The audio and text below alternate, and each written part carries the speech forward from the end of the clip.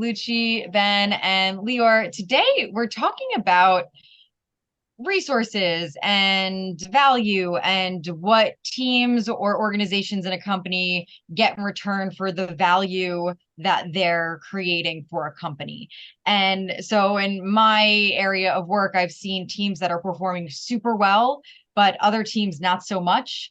And the teams that are performing super well feel like they are entitled to certain things like maybe better systems or more resources because they're bringing in more for a company. And some people have feelings about that. So I'm throwing it over to the group to talk about that. What have you experienced in your area? And I mean, is there a right or wrong answer here? It's kind of like it could be a sensitive topic, right? Teams doing well, they should get what they want, but also maybe the other teams need things too, but maybe I mean, they're not doing well because they don't have what they need. I don't know. yeah, I mean, the obvious is like, if someone's not doing so well, maybe you need to invest a bit more in them so they can get better and do better. But at the same time, you maybe want to incentivize people to perform even further or not to leave your business or whatever it might be. So, and I think that just depends on kind of the perspective that you take on the situation.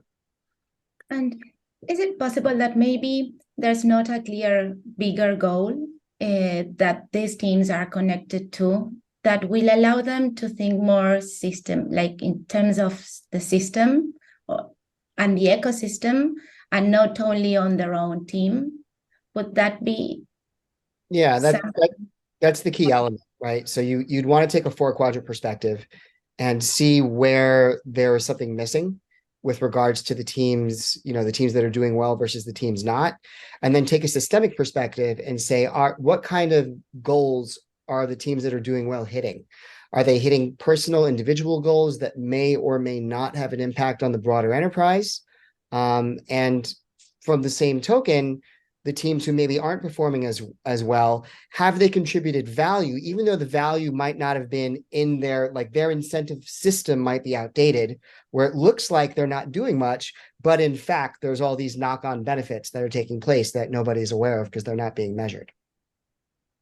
And some of those things could be, I don't know, enhancements to an existing system, or it could be removing tech debt or production support. Oftentimes we don't see those things as being productive or adding value because they're not either bringing in new customers, but it is maintaining the system. So I've seen that a lot too, where a team's like, well, we just built the next best thing for this company. Like we should be getting everything, but then you've got production support really struggling, or you've got a lot of tech debt that we're not addressing, or there's other areas that if it keeps going, the system itself won't be as healthy as it is today.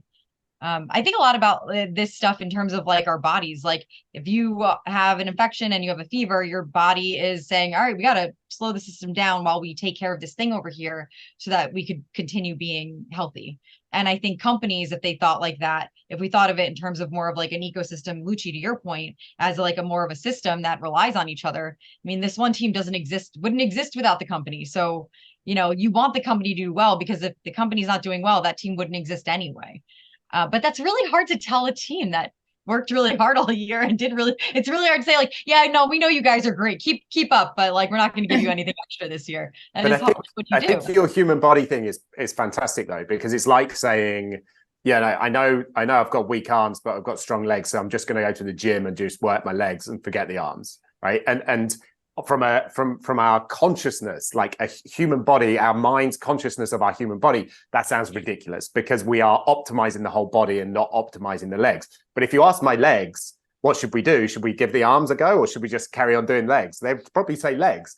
So the same thing happens in a business. Like you ask that team who's doing really well, what should we do? They'll say, well, keep on with my team. We're doing really well.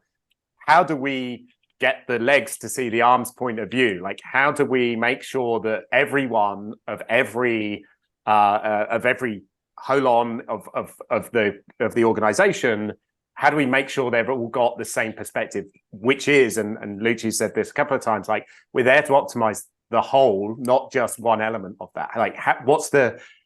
Like, make it real now. Like, has anyone worked with teams where they've had to help a team take a different perspective such that they don't just go for the obvious thing, which is more money, more resources? Like, have you ever managed to coach a team with that? Yeah, but first of all, I just want to flip it for you because everybody knows most people skip leg day. But yeah, so what we're talking about, just to bring the quadrants back into it, is the work that's on the upper right? Your products, your artifacts, the things that you're getting out into the world, the tangible things that you can see. That's the sexy work. That's the team that came out with that new product or that new feature. The environment in which those upper right artifacts exist is what Alana was talking about. It's the systems, it's the ecosystem around it, the underpinning architecture, all of the stuff that enables those upper right artifacts to perform as well as they do. That's less visible. And if your environment isn't optimized to support what you're trying to put out into the world, then what you're trying to put out in the world is going to suffer. And creating a through line, a visible through line, and this is something I've done with teams in the past, which is to basically break down what is the impact of not doing this thing, or what does doing this thing enable in order for some of these more exciting results to take place, and making that stuff more apparent.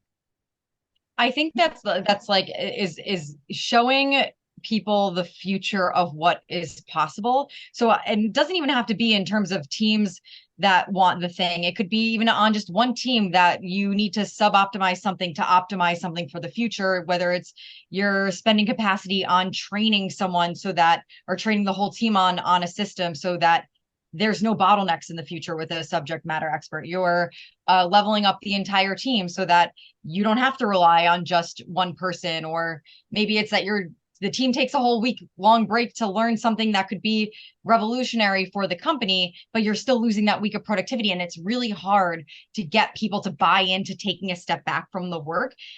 And you have to show them the return on the investment for that. Because in the short term, it's painful, but the long term pays dividends if you do know to invest in that. And I think that makes a huge difference if you are aware of that. Any last thoughts, comments?